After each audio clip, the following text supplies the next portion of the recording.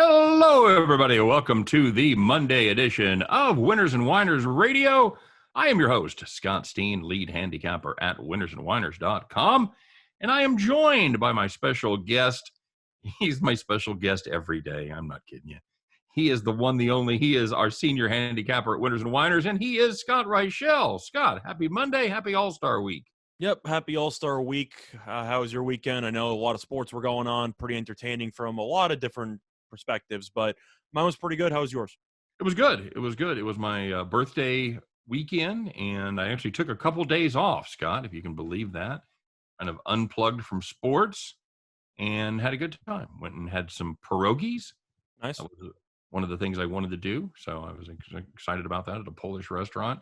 Yeah, when you get to be my age, Scott, that's what constitutes birthday excitement right there, buddy. Pierogies? Pierogies, yeah. Nice. I got to have some pierogies. So, yeah, we had a good time, a lot of family time. Very, very fun weekend, and just plugged back in time to see the NBA game. Scott had a nice little play there, with 2 minutes gone in the second quarter. I got down on the Phoenix Suns team total over 109.5. They were right on track for that. Thought that was a good, solid play. And they proceeded to put up 7 points in the last 9 minutes of the second quarter. So, and we'll talk about that. We're gonna touch on that game a little bit in all the ins and outs there and what Game 4 looks like. But before we get rolling on that, we're going to remind you, of course, that we are Winners and Winers Radio. Our motto around here, what we try to do for you, you give us an hour and we'll give you the winners. That is the fair trade. We are on the barter system around here, Scott. Picks for your time. That's all that we ask. Of course, if you're watching us on YouTube, we ask that you do give us the thumbs up. And if you're just listening to us on the radio, you can give us a thumbs up anyway. You can just sit there and give us a thumbs up, and we'd be happy. Keep one hand on the wheel, though.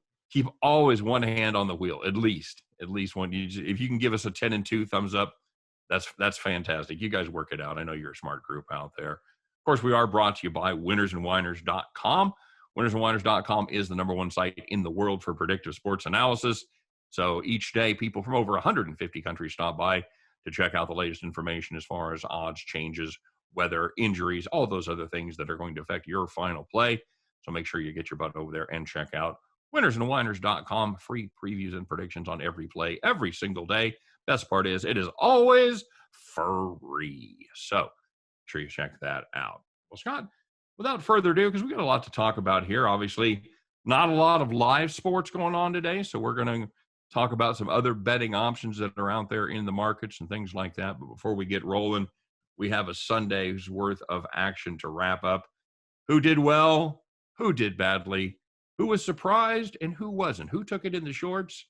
And who, I got no opposite of took it in the shorts. Sorry. Stole the shorts? I don't know, Scott. You got anything for that?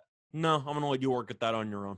Fair enough. You're not going to toss me a shovel or anything. You're just going to sit there and watch me in the hole and laugh, aren't you? Something like that.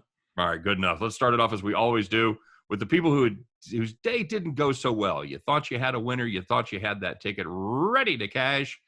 And then disaster struck, Scott.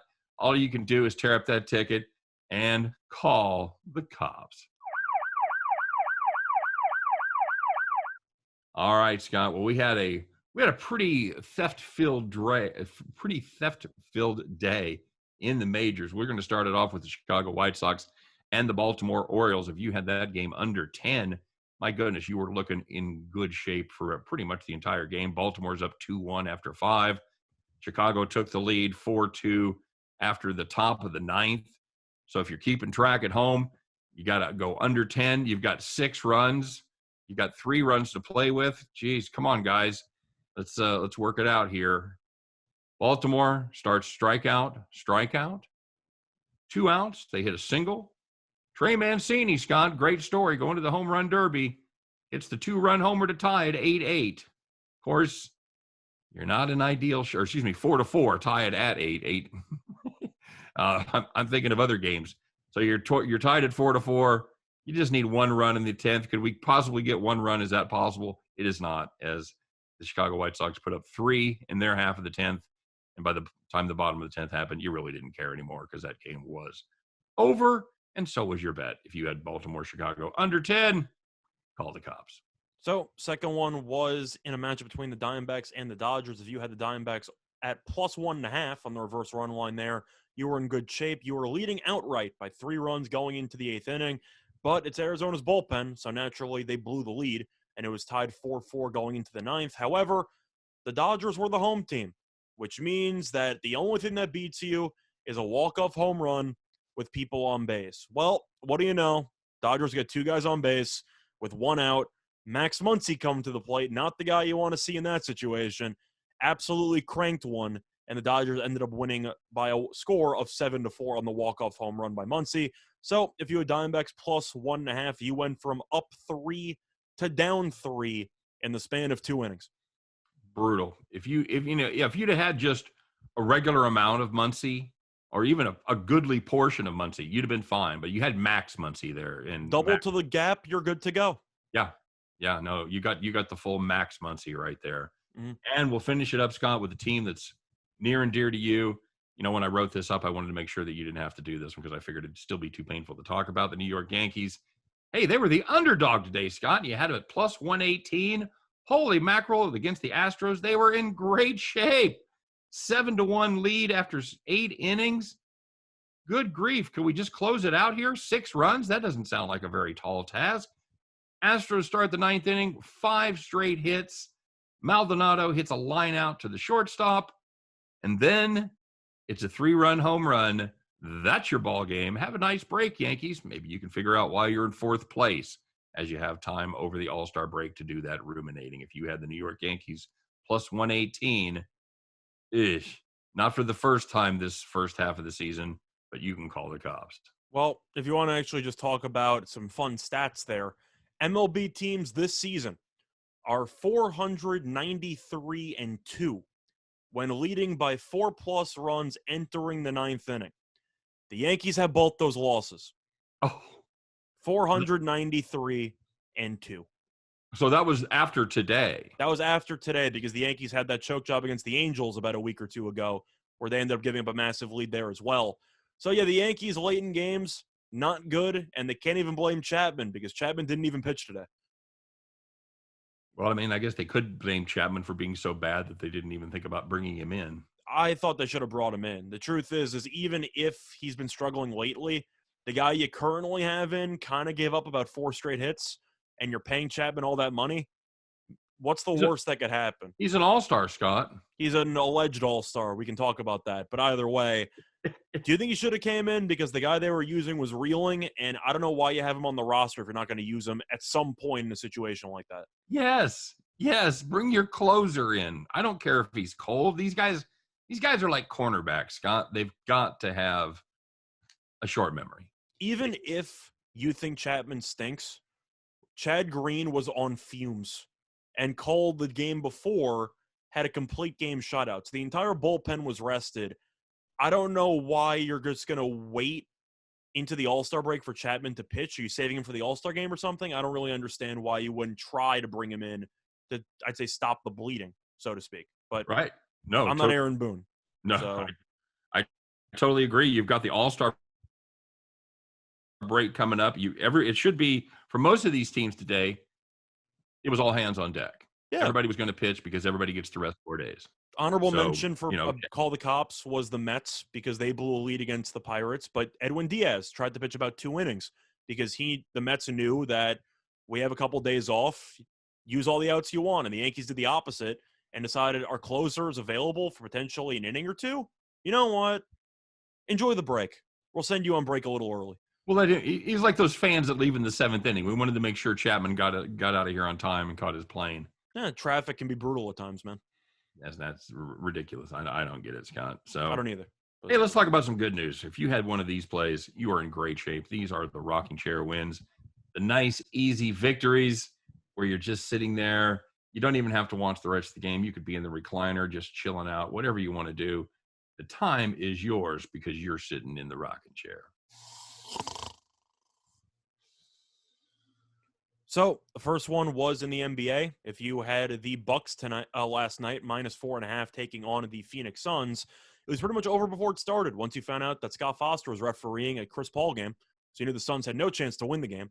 But if you were worried about the Bucks potentially not covering the 4.5, you did not have to worry much at all.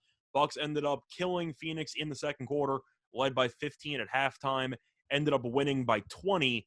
Never in doubt, that line was an ultimate trap line, and the Bucks definitely looked like the much better team in that spot. Couple of referee calls after Budenholzer complained seemed to, I'd say, sway maybe some of the refs' opinions because the Bucks got a lot of calls yesterday, and they coasted to an easy win. You have anything you want to add on that? No, I think that's pretty much sums it up. I don't know. When you put a beat down on that, I'm not sure that the Scott Foster angle is the way to go. I was just being facetious. I just thought it was kind of – I had to mention it, right? It is ironic that the Suns are 1-12 in games that Scott Foster's refereed, and as you pointed out right before the show, the game they won was a game that Paul didn't play. So I'm throwing it out there. If you knew Scott Foster was the ref, which you probably found out a couple hours before the game, suddenly some Bucks tickets started appearing. Don't you think? Yes, and it went to 2.5 by game time. Mm-hmm. So yeah, if it walks like a duck, it quacks like a duck, it's probably Scott Foster. That's what we're saying here. Scott, if you had the Colorado San Diego under 8.5, you were also in great shape. It was 1-0 after 3. It was 1-1 after 6, 2-1 after 8, and 3-1 after the end of the game. It went exactly the way it's supposed to go. No 6-run ninth inning, no shenanigans and extras. Just a nice, easy 3-1 win. If you had the Colorado San Diego under 8.5, congratulations, because you were in the rocking chair. Well, everything was normal about that game except for one thing, which was the fact that the Rockies actually won a road game. Yep. Look at them, 9-34 on the highway. Look at them, moving up in the world. Anyway, looking 2-1 in their last 3 on the road, right? Yeah, not too shabby. Anyway, looking at the final game in the rocking chair, you had the Reds taking on the Brewers, and that total was at 7.5. If you had the under, you had a nice, easy winner. I actually had a separate play on that, race to 5 runs. I had neither, and that's exactly what happened. 1 run in the top of the first, and you're thinking, maybe you got a problem on your hands. But that was basically it. It was 1-1 going into the 9th inning, and then the Reds scored 2 runs off Hader in the top of the 9th. Game ended 3-1. So if you had under 7.5 with Castillo and Woodruff on the mound, you probably could ask to cash your ticket before the game even started because those are 2 pitchers you want on the mound with a total of 7.5. Very good. Very good. So, Scott, we had a couple of choices for Donkey of the Day. We moved one to a topic, so we'll get into that in a bit. But when this happened, we texted each other and said that is absolutely has to be the Donkey of the Day. No questions asked. 100% lock it up. And then a few hours later, we had a contender. And we ultimately gave it to the favorite, but the contender got very close. So, Scott, let's do it. Let's roll it out. It's the fastest growing segment that we have. We're having a lot of fun with it. And part of the fun is just the sound effects. It's what time once again. Crank it up, everybody. It's Donkey of the Day.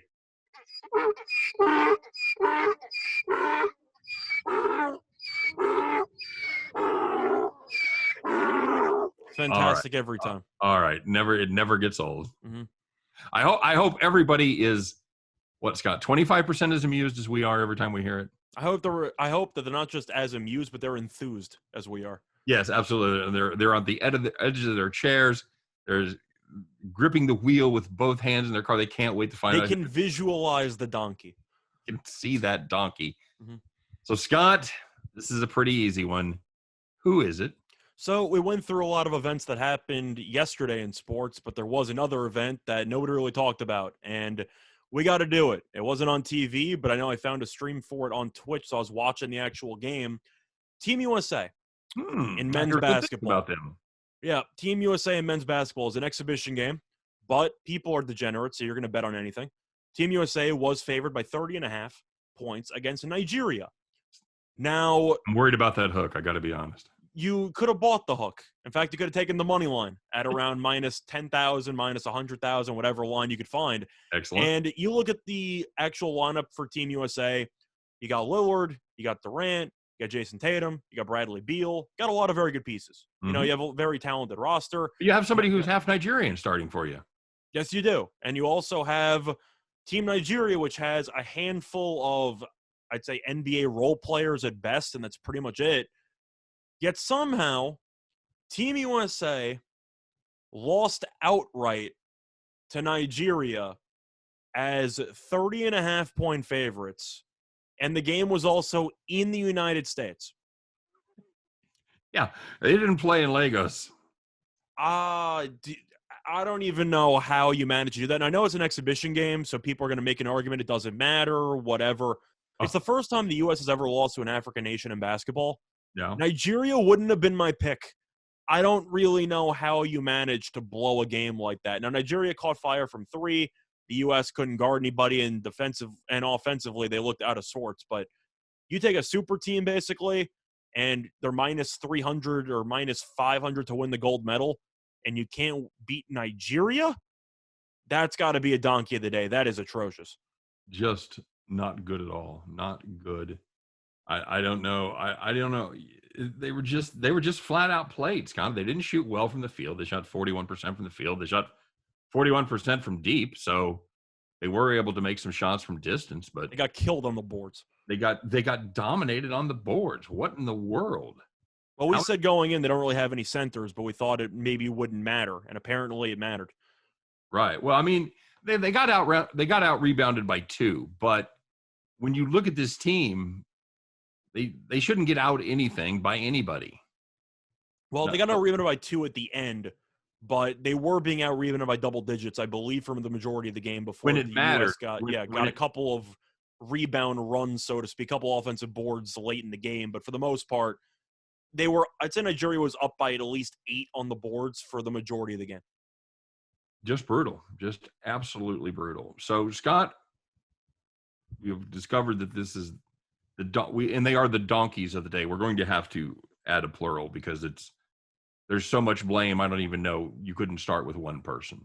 You really couldn't. You could blame everybody for just not showing up, blame Popovich for not getting the team I was going to ready. say, if you had to pick one, would it be Popovich? You got to give Kevin Love more minutes, man. That was a joke because we talked about Kevin Love, how he Kevin should be on Love the got roster. 3 minutes, Scott. Got 3 minutes. I believe he did show up at some point, either in the fourth quarter. I'm not even fully sure. But the point is that Team USA didn't care, and it is an exhibition game. That's a really bad look. That's really bad. 30 Yeah, and a half point favorites? Really? not good. They play Australia in the next game. I'm curious what that line's going to be. Is there going to be value there? I have no idea. I don't know what the line is. Okay. What do you think the line would be? I know Australia is pretty good. U.S., of course, is still clearly going to be favored, but 17 and a half? Well, and no examination of that game would be complete, Scott, without saying what the USA beat Nigeria by last time they played. It was somewhere between 100 and 350. But they win by like 85 or something? Beat them by 80, yeah. Beat them 80. Yep, not good. So if the United States would have covered this game, let's say they beat them, 120 to 75 or whatever, then I've got to think Australia is a 22-point underdog, somewhere in that neighborhood. Yeah, Australia is considered a lot better than Nigeria, so you would have cut into it. But still, it's mostly about status quo. And how you're afraid people are going to overreact from the one game. Australia is one of the better international teams, so I think it'll probably be around 17 and a half or so. Cut 13-point differential between Nigeria in the first game and Australia in the second game. But I'm not betting on the exhibition basketball games. I'm not that much of a degenerate, but I think people would agree the games don't matter, but it's pretty important to be putting your best foot forward heading to Tokyo. And if you're not going to do that, then maybe you shouldn't be laying minus 400 to win the gold medal. Yeah, that's perhaps not a bad idea at all.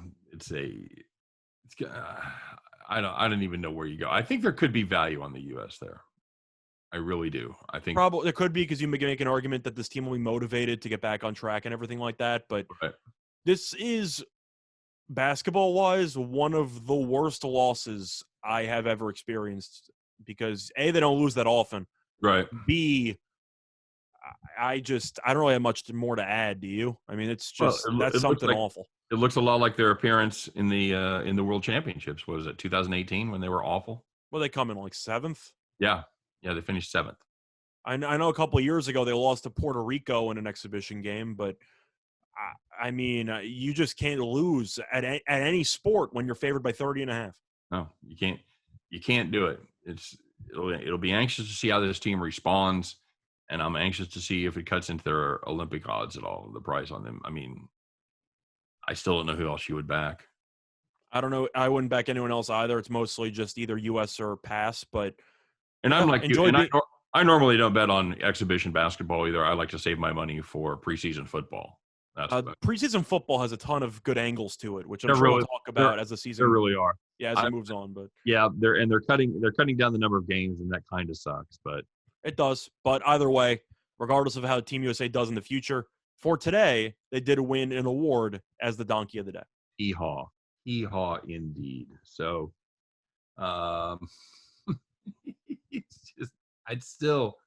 it's just, it was just mind-numbing. It really was. Do you know who was coaching Nigeria, by the way? Mike Davis. Mike Brown. Mike Brown, sorry. Yeah, former LeBron coach that he got fired. That's right. Yeah. That's right. Mike Brown and his team of renowns. Very good. So our runner-up for Donkey of the Day, Scott, it was the guy, the Irishman that has the whiskey brand. The funny walk? What's his name? I believe his name is McGregor. Conor McGregor. Conor McGregor, lad. UFC 264. So, if you saw the fight, or if you've seen the part that matters, I'm sure most people have seen the clip by now. Not good for the ankle. Top 3 ugliest sports injuries of all time? No, because I think the Weidman one was worse, and that was about a month ago. Okay. You got the Weidman one, you got the Malarchuk injury, and the Kevin Ware bone sticking out, or the Theismann injury. I think you got a lot of contenders. Yeah, that's what I'm saying. But Malarchuk is the all-time for me. That's like not death. That's the number one for me. You can argue the Paul George one. I don't know, man. This was bad. It was really bad. The Weidman one was worse. If you saw it, God bless you. I didn't watch it again. They kept showing it. I watched it once and went, oh, no. Well, this one was even weirder because most of the time you actually see it in the UFC, it's because somebody checks a leg kick. McGregor just tried to plant his leg, and his ankle completely gave out on him. Are you buying the fact that it was weakened earlier, that he broke it earlier? 100%. There's no way that you can try to take a step, and your ankle goes from being perfectly healthy to shattering into 45 pieces. It was definitely weakened before. You? I would agree. Of course, McGregor denies it. He doesn't want to give Poirier credit. No. There's genuine animosity between those two. Would you? Well, that's part of the reason why we got to talk about him as being an honorary Donkey of the Day. Now, it had nothing to do with the actual ankle injury because of the fact that it's a freak accident. Oh, no. No, that's not. It's more the way he conducted himself after. It's 100% the way. Yeah, the injury is a freak occurrence. We're not going to criticize him for that because he can't control that. But the way he handled himself while he was on the floor in the octagon afterwards was, I can't even say Bush League. That was California penal. That was just bad. It was, it's insulting the Bush Leagues. No question about it. That was. I'll let you go first. I'll let you rant about the first thing you noticed post-fight. Well, the first thing is the wife angle, where he insulted his wife before Poirier's wife. Where McGregor insulted Poirier's wife, and he went right back to it, Scott. He doubled down, tripled down after the loss. He's screaming at him, your wife slid into my DMs. Meanwhile, Poirier's like halfway out of the octagon. Like, he's out of there. He's gone. Right. And McGregor's just talking to himself. That's basically what happened. But that was one thing I noticed. The other thing that people did not notice, which I thought was really funny in a pathetic way, was that as soon as the injury happened, Conor wasn't debating the stoppage because he couldn't walk.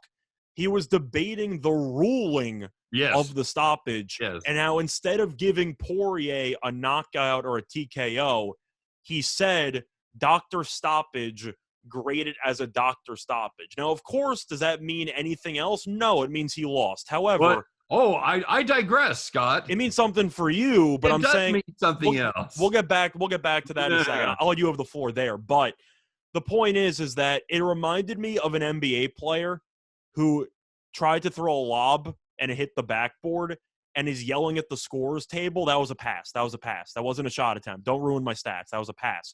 It doesn't matter what they grade it as, if it's a knockout or a TKO because Poirier did something or because of doctor stoppage. You lost the fight. Who cares? I just thought Conor was all over the place. The wife angle was just pathetic, and that's a separate story, which I thought you put it well. But even just yelling at the scoring table to call it a doctor stoppage instead, What's the point of that? You Right. lost the fight. Who cares?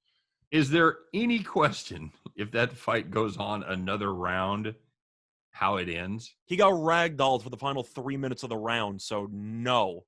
No, none. He was running out of gas. You could tell as he was being ground and pounded, he could barely breathe. Poirier was absolutely just smothering him the entire final 3 minutes of the round. No, Conor was done for. He went for the guillotine early. Didn't work. That's Conor's desperate. He tries to go for a submission attempt. And it was pretty much right. One of the worst guys on the ground, but certainly he's not good. That's not his strength. He tried. I'll give him that, but it was a pure sign of desperation. Yes, absolutely. And that's when you try to do it in the first round, you're like, oh, this is not going to go well. And yeah, as soon as that threat was ended, it was pretty much all Poirier. So Poirier claims he checked the leg kick that caused that to happen. What do you have to say? He's lying. It was not a check. It was a free kick. Who cares? You lost the fight. You might have to retire. Like, you have other things to worry about besides what the cause was of you losing the fight. So that brings us to our point about what's next. What do you do with this guy? First of all, what did he make for this one, Scott? I don't even know because they didn't officially come out with the pay-per-view buys yet. Right, but I mean, give me a ballpark. What your guess is? What they made for the last one? I'm going to take a guess and say Conor made 10. Okay, maybe a little bit more. That's kind of what I was thinking. Certainly in the I don't even know how many figures. 8 figures. Yeah, well into the 8 figures. So I know what you think he should do. You think he should retire? No, you don't. I think he should, but I don't think he's not going to. Right. I think what he's going to do is he had surgery. He said it went successfully, so that means he's already thinking about coming back. I think he should fight Diaz once and retire. Get the trilogy fight with Diaz, collect a huge paycheck, try to go out into the sunset instead of being remembered as being carried off on a stretcher, and then retire because you're not going to get another title shot. Poirier should not fight you again. Having a 4th fight is stupid because Poirier is probably going to end up fighting for the belt next with Oliveira, and we'll see how that goes. But the point is, what? No, wait a minute. Okay, how much more does Poirier make for fighting McGregor than he would fight for fighting Oliveira? I think Poirier might have just had enough. I just think at some point you got to realize that Poirier passed up on the title fight the first time. He's already announced he's fighting Oliveira. That's going to happen. And Conor's got to rehab the ankle, which I don't know how long that's going to take. So is he going to just wait a year? No. He's probably going to move on. And you can make an argument, well, what if they do it again? And the argument you have there is that if Poirier beats Oliveira, then he has the belt.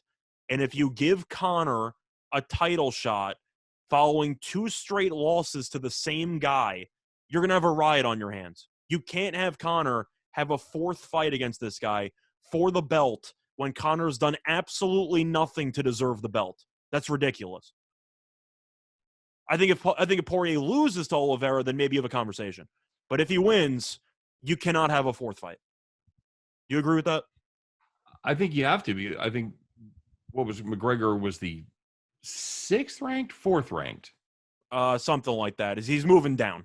Right, coming into this fight, so he's going to be in the top 10, but he's not going to be first in line for a title shot. So give him Diaz because he might actually be able to beat Diaz. They both lost a couple in a row. Collect the paychecks, do the press conference stuff that both of them are really good at, and then after that happens, you can retire. You think that makes sense? It does make sense. I'm just not sure McGregor wants to stop making 8 figures every time he fights. He's making 8 figures regardless. The pay-per-view buys alone from the 3rd fight between Diaz and McGregor, which people have called for about 5+ years, he'll make easily. It's all about pay-per-view buys, and a lot of people would pay for that fight. Okay. All right, very good. And yeah, just the quick note on that about who it matters to, about how it's graded. Well, Scott, funny story. I had 2 bets on that fight. I had Poirier to win, and I had Poirier to win by knockout, which was obviously paid a little better price. And I watched the end of the fight, thinking I've got 2 winners. Check my account, Scott, find out I've got 1 winner, 1 loser, as my Poirier by TKO was graded as a loss. So I believe there's shenanigans because it went down as a doctor's stoppage. And you had KO by punches, correct? And I had KO by punches, KO or TKO by punches. Now, Correct. I don't know if the book you had also had an option for doctor stoppage, because if that was the case, then you would have lost. But if that was not listed, then it's guaranteed money back. Well, that's the way I feel. I'm not going to throw him under the bus. I've reached out. I've called him out on Twitter, and I've reached out by email. So I've heard sketchy things about the place you were using. I'm not going to say the name, but the point is I don't know if you're going to use them anymore, but you might want to find another option. well, I have a fair amount of money still in my account there. So You can worry about that after you withdraw it. yeah, fair enough. All right, very good. So we'll see what happens there. UFC. Is there anybody else that the general public cares about in UFC? Is there anybody that gets sports fans that aren't UFC fans to buy a fight like Conor McGregor? No. Now, McGregor, talent-wise, there are a lot of fighters who are better than him. Absolutely. But when it just Absolutely. comes to the actual popularity and the marketing that he's done for himself, the UFC owes a lot of its growth to Conor McGregor because he helped propel the UFC into a certain stratosphere, whether you like him or not. Now, if you hate him now, I don't blame you, but you do have to acknowledge historically how much he's meant to the company. Now, of course, the UFC wants to keep him around, but will they survive without him? Yeah, they'll be fine. Well, and he was at one point a very good fighter. Yeah, he was champion in 2 separate weight classes, first That's one what to I'm ever do saying. it. So it's not like he's Sharapova, where he's never been good. It was all just reputation. Sharapova won a couple times. I think you meant Kornikova, but same idea. Oh yeah, exactly. This won no majors. Yeah, Sharapova won 2 majors, right? Sharapova won a couple. Kornikova won nothing, then became a model. Yeah, was pretty much put up there as the next Sharapova. So very similar to me. So we'll see. We'll see what he does. He's still, to me, still the tail that wags the dog. He is. I don't really care anymore personally. I've kind of had enough of whatever he's doing, but that's what he's known for. The fans love him, and we'll see what happens moving forward. He's a year and a half away from fighting Aaron Paul. Aaron Paul. Or no, that'd be a heck of a fight. That'll be interesting. I actually said Jake Paul too. I threw out an idea of him maybe fighting Mayweather again. Why not? Sure. Why not? Whatever. Where they turned 50. Yep. By the way, Aaron Paul is the kid that played Jesse Pinkman on Breaking Yes, Bad. I was aware of that. No, yes. I know. I'm just saying for those of you that may not have known why that was funny. Yeah. Fun fact, by the way, shout out to Mayweather, who put $50K on Poirier to win. Good call. Yeah, shout out to him. Would he have that in his sofa cushions? I think it might have been in his pants pocket. He was showing a visitor all of his expensive bags and found 50 grand in one. You know what? Put it on Poirier for me. Yeah, all right. Why not? Yeah. Yeah, the way most people go, hey, you're going to Vegas? Put $10 on red. Yep. He's like, yeah. Oh, you're going down there? Yeah, here's 50K. Put that on Poirier. Well, Scott, we got the NBA Finals, and hey, we got a contest, buddy. The Suns. Well, not quite. What's the that? Finals is a contest. The game was terrible. No. I'm talking about the game. I'm talking about the finals themselves. Instead of being 3-0, it's 2-1. Milwaukee right back in it. Right? I kind of have to feel that way. I mean, people make an argument that the series doesn't start until a road team wins a game, and the home team's won every game. Now, unfortunately for the Bucks, is that the series could hypothetically never start, and they could be eliminated because they have to win a road game in order to actually win the NBA Finals. So I don't exactly believe that statement. I think that's kind of a ridiculous slogan or whatever you want to call it. But props to Milwaukee. They played well. Giannis, of course, was nuts. He had 40-plus in 13, I believe, so he was great. Chris Paul was fine. Booker was atrocious. Ayton got into foul trouble, which definitely hurt them. But at the end of the day, the supporting cast for Milwaukee was good. Phoenix was mediocre. And Milwaukee got to the line a lot. Now, if you want to talk about the disparity in this game, it was noticeable, especially after Phoenix got a lot of the calls in the first 2 games. Coach Bud complained about it. Bucks ended up attempting 10 more free throws in this game. They won the rebounding battle by 11.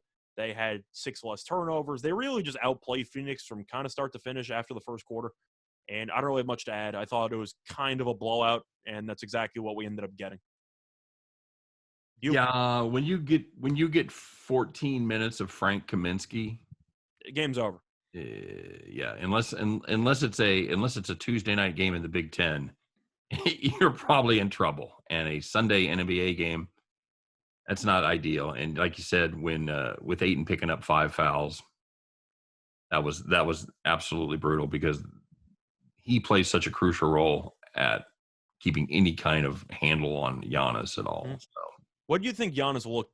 I thought he looked close to 100%. yeah. Would I say like 992? Yeah, he's got 92 and a half, maybe. Mm-hmm. Yeah, he's got that first step going to the hole back.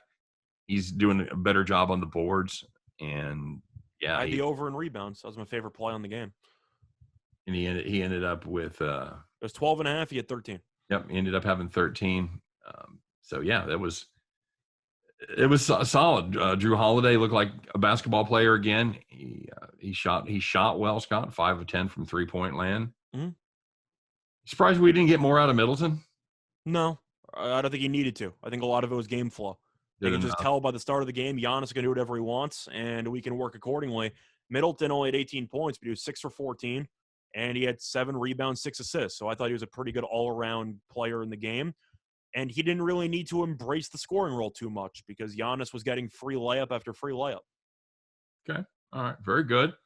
So, and we're going to talk about this as the week goes on. In fact, Scott, we're going to have a very special guest on our Wednesday show before the Game 4. We're going to have Jonathan Von Tobel of VSiN on. He is the NBA expert over there, and he'll be on to talk a little NBA with us on Wednesday. So that'll be fun. But before we do that, just between you and me, Scott, who do you like in the Game 4? I'm going with Milwaukee. Now, Phoenix, of course, had such an awful game all around. Supporting cast was not good. Booker was terrible. Ayton got into foul trouble. And Milwaukee had the big three play well. Giannis was good. Holiday was good. And I thought Middleton, scoring-wise, didn't do much, but he impacted the game in other ways. I think that the healthier Giannis gets, the more problems that Phoenix has. Now, I said, as a caveat going into Game 3, which was the fact that this line was like an extreme trap line, and Milwaukee on the road has not been good this postseason. But at home, they've been very, very good. And I don't know if you agree that role players be better at home or on the road, or if that's just a made-up wives' tale. I think it is true. I think role players do play better at home. I'm going to take the Bucks. This team at the Forum has been really good, and I'll back that accordingly. You? Yeah, I think that is going to be the play. The Bucks are currently 3.5, 4-point favorites, which is pretty close to where it went off tonight. Pretty much 4.5 across the board on the Sunday night game. I got to assume money's going to come in on Milwaukee as a pure overreaction to Game 3. Agreed. Are you sure you're not overreacting? No, because I think Milwaukee at home is just very good, and Giannis has done whatever he has wanted, even with one leg, and now it appears he has both legs, and he was even better. So Phoenix, Booker will play better. Ayton will try to stay out of foul trouble, but if the refs are going to keep calling everything and Giannis goes 13 for 17 from the line, Phoenix has a ton of problems. Do you think it's possible Giannis goes 13 to 17 from the line again? No, but I do think he can go 11 for 17. Okay. All right. Yeah, that's certainly possible. Is there a difference in the refereeing, Scott? Because Scott Foster's not going to be the referee for this one. Yeah, I think that it could make a difference to help Phoenix score, but defensively, Milwaukee looked really sharp, and Phoenix might make some adjustments, but as long as Middleton and Holiday aren't absolutely atrocious, then I do think that Giannis will get whatever he wants, and then you can just plan accordingly. But I do think that Holiday and Middleton will play well. I think Milwaukee evens up the series. All right, very good. Yeah, I'll talk about that. We'll talk about that more. I'll probably have a little more formulated play as I digest everything. We can make sure everybody came out of that injury-wise okay. Looks to me like the Suns might be running out of forwards, Scott. That may not be good. And it was their nightmare scenario last night, like we talked about with Ayton getting in trouble. It's the one position they couldn't afford foul trouble. It's exactly what they got. So, well, Scott, it was a big day yesterday. England thought it was going to be a big day for them. They were pretty psyched. 2 minutes into the game, they've got a 1-0 lead in the finals of the Euro Cup against Italy. In England, in Wembley, the one of the largest crowds ever assembled in Wembley Stadium to watch the 2000. Are they calling it the 2020 Euro? 2020. Yeah. I mean, it is the 2020, but is that still the official name? Yeah. All right, it's very good. So And then they just decided we have one goal. That's going to do it for us. We're going to play defense from here on out. And Scott, it didn't go well, as so many times when teams play not to lose, they end up not winning. That's exactly what happened in this one. Italy ended up scoring in about the, I don't know, 70th minute, somewhere around there, 75th minute. It was a hideous goal, but they all count the same. You didn't like the goal?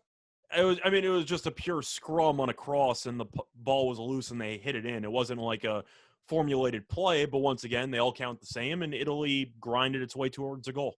Yep. Well, and part of that comes from a stat that I know you're about to give us about how much time Italy had the ball, Scott. It was an absolute joke. Now, Italy is a possession, I'd say, focused team, and England has been prone to rely on the counterattack, which can work, don't get me wrong, but the issue I had was the second half. Now, England, even after scoring the first goal, kept the pressure on, couldn't get a second one in, but they had some chances. And then the second half happened, and it looked like Spain against Faroe Islands. England never touched the ball. It was really just crazy to watch. The second half, no exaggeration, Italy had 70% possession. I believe that. I know there was times where they went 2, 3, 4 minutes, and England never got the ball. So I use an actual site that also gives scores, but they also have this stat called expected goals, which is based on style of play, based on chances, what the expected number of goals you're going to get based on how you played in the half. England in the first half, 0.32. They scored a goal, so they overachieved in the first half. Second half, 0.15. Italy, 1.58. They outplayed them by approximately 1.4 expected goals in the second half. How do you let that happen in England? I don't know. To me, that has to stop with Sheffield, right? It was bad. I mean, do you blame it at the hands of the manager, the feet of the manager? I think you have to. You got to make adjustments, and you knew Italy was going to end up staying aggressive because they had to, and they had to push. England just froze. It was a pure deer in the headlights look. Now they managed to hold on and force a shootout and everything like that, but they kind of regained their form a little bit in extra time.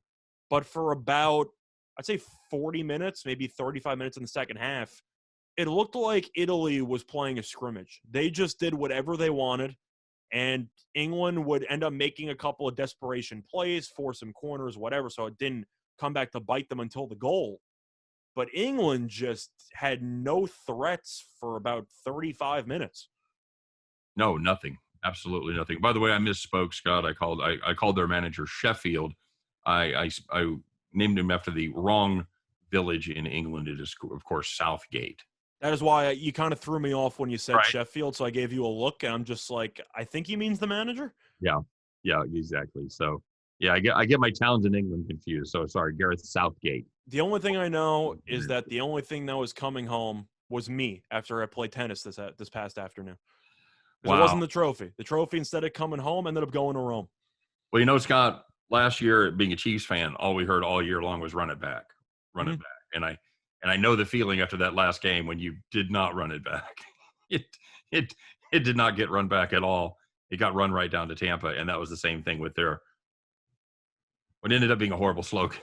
See, what you're forgetting, though, is that unlike England, you do have a trophy from this millennium. Yes.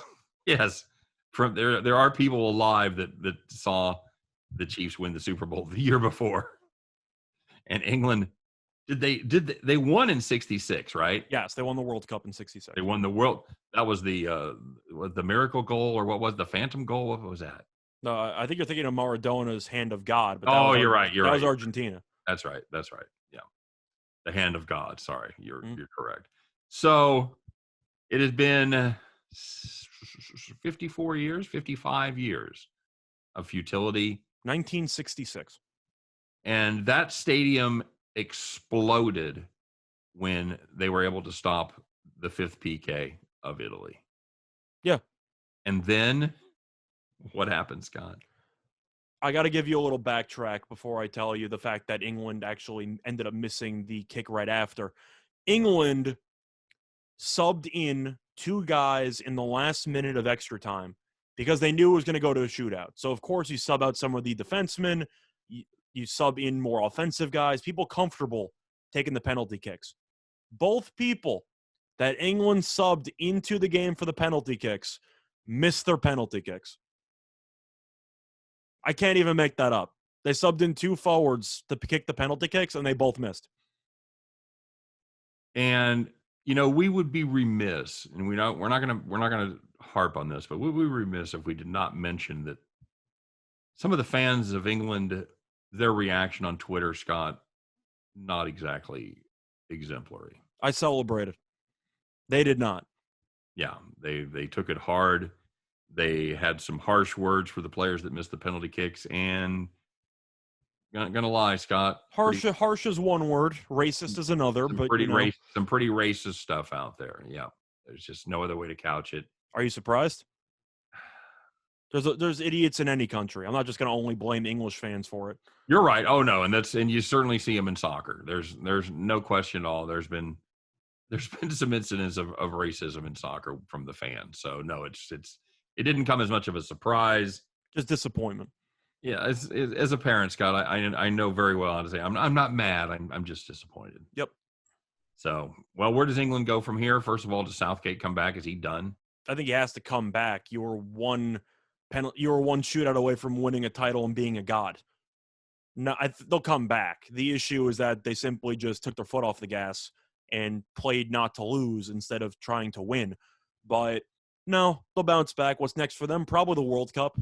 Just looking at the calendar. Oh, they get to go. They live in a country where their team gets to go to the World Cup. That must be nice. Yeah. As Americans, we have no idea what that even is. Man. I got to give Italy props, though. People can talk about England with the coming home and how it would have been a great story.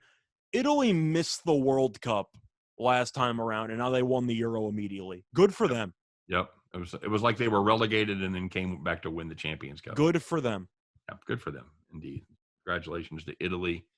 Well done, indeed. It was a lot of fun to watch. Good game. Crowd was nuts. It was even better if you had Italy on pens at 11-1. This guy. Nah, yeah. Or, would you have a future on Italy at what, 450? I didn't have Italy actually did not have a future on, but before the game, I tweeted my prediction 1-1 into pens. Italy lifts the trophy. And I took it before the game started, Italy in pens, and I got that at 11-1. Good call. Good call indeed. See, that's what happens when we're not on the weekends. Yep. You miss those high quality Sunday plays from Reichel. It happens. I tweeted it. I do have evidence.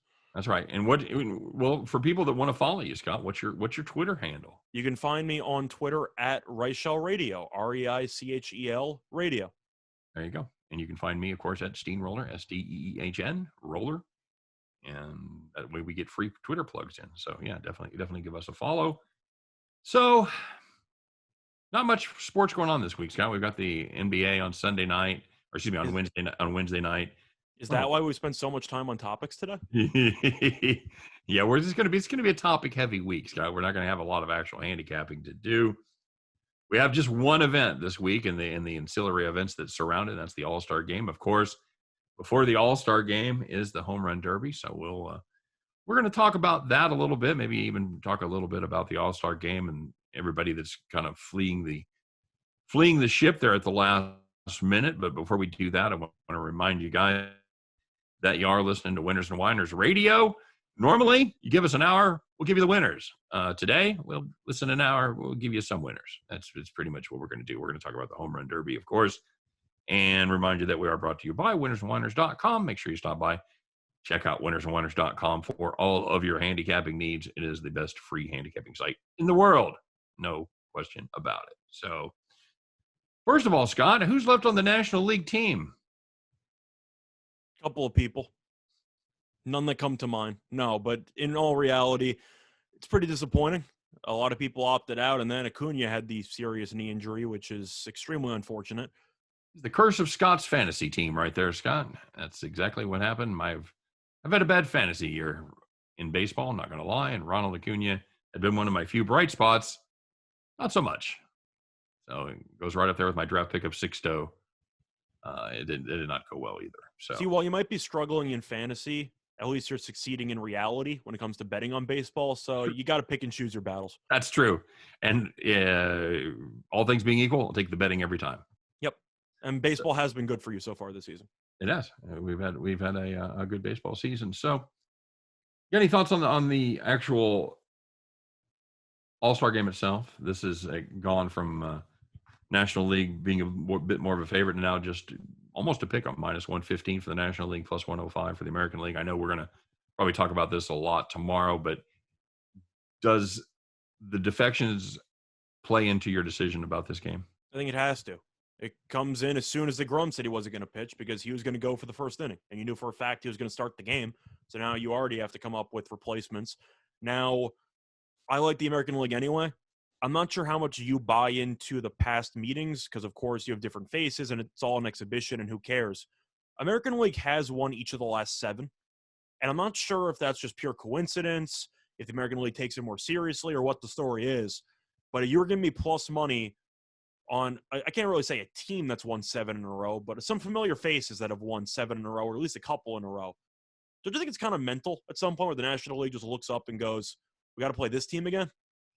I think it's very possible. I think there is some hangover from the past 7 seasons. Now, it helps that we didn't have a game last year. Yeah, it definitely helps. So they don't have it like fresh in their craw for a lot of the same guys. But, yeah, that's a pretty good streak. And it's honestly, like I said, we'll do a lot more in-depth examination of this tomorrow. But the way it stands right now, if you're going to give me plus money on a team that's won 7 straight, sure, okay. That's something I'm going to certainly have to consider. So that's why I was looking at it. And as for the actual total there, it's a 10.5. It's either over or pass. It's in Coors Field. I'm not going to overthink this. I'm really tempted to play the under. I know a lot of these games play under because you get a lot of good pitching in there. Are the balls humidored? They are not humidored. I got to go with the over. They are undoored, and we're going to talk about that and how it plays. They are unhumored. They are unhumored. The balls are absolutely the straight mint tonight. Bland as can be. Couldn't be blander, my friend. Couldn't be blander. So let's do it, Scott. Let's kind of just tie it all in here. The contest that we're taking, it should have no surprise to anybody. It is time for America's favorite segment, Scott. Not America's fastest growing segment. That is the donkey of the day. America's favorite segment is, of course, the one, the only. You know it. You love it. Scott and I put our heads together. We come up with our best play. We look through all the games, just like we did today, and we come up with the number one play. If you had to put all your chips in the middle, if you had to put it all in one game, this would be it, Scott. Put on your straw hat, climb on that tractor, fire it up, because it is time to bet the farm.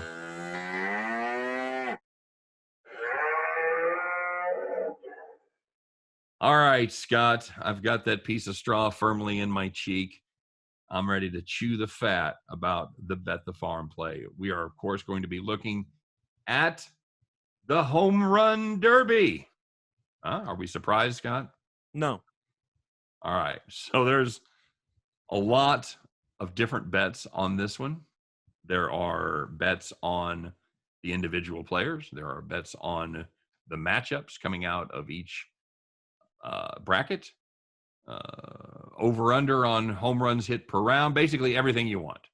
So we have sorted through all those, and we have come up with the play that we really like, and that is going to be a lefty to win the Home Run Derby. Scott, we did find this bet available at a nationwide book at -155, and I will advise you to shop your lines if you have options, because some places have this bet as badly as -190. So 35% of value on the same bet. It's a very, very important thing. And that bet is a lefty to win the Home Run Derby. So, Scott, here's your lefties that you get for that price. You get Shohei Ohtani, Joey Gallo, Juan Soto, and Matt Olson. That leaves you with Mancini, Perez, Alonso, and who's the fourth one? Who's the fourth righty? Trevor Story, the hometown boy. So, Scott, first of all, did Trevor Story hit a 505-foot home run at Coors Field? Absolutely not. Now, you're going to research longest home runs, and that was what came up. But they actually reviewed it and it was actually 487. So that's a little bit misleading when you see reports 505-foot home run. Okay, very good. And the longest home run hit in home run derby competition, it was 505 feet. So that was Aaron Judge. So we're going to take the lefties to win, Scott. We get Ohtani, Gallo, Soto, and Olson. Who are the two favorites in the contest? That would be Ohtani, and it would be Joey Gallo. Fantastic. And it probably would be Soto, even though he's the 8 seed. But here's the deal. Ohtani and Soto go up against each other in the first round. So we're going to lose one of our lefties, okay? But you have a guaranteed lefty in the second round. But you have a guaranteed lefty in the second round. And you have Joey Gallo on the other side with a pretty good run. Wouldn't you say, Scott? It's a very easy path. I believe you said it was plus 160 to make the final. And he should beat Story in the first round, and then he should beat Mancini or Olson. Right. That's his matchup. So it's Joey Gallo going up against Trevor Story and Matt Olson going up against Trey Mancini. So I think there's a very good chance. Mancini's the 6th seed. Trevor Story's the 7th seed. By the way, they're seeded by how many home runs they have right now. I think there's a good chance that we have 3 lefties in the semifinals. Yep. I think we have Gallo and Olson going up against each other on one side.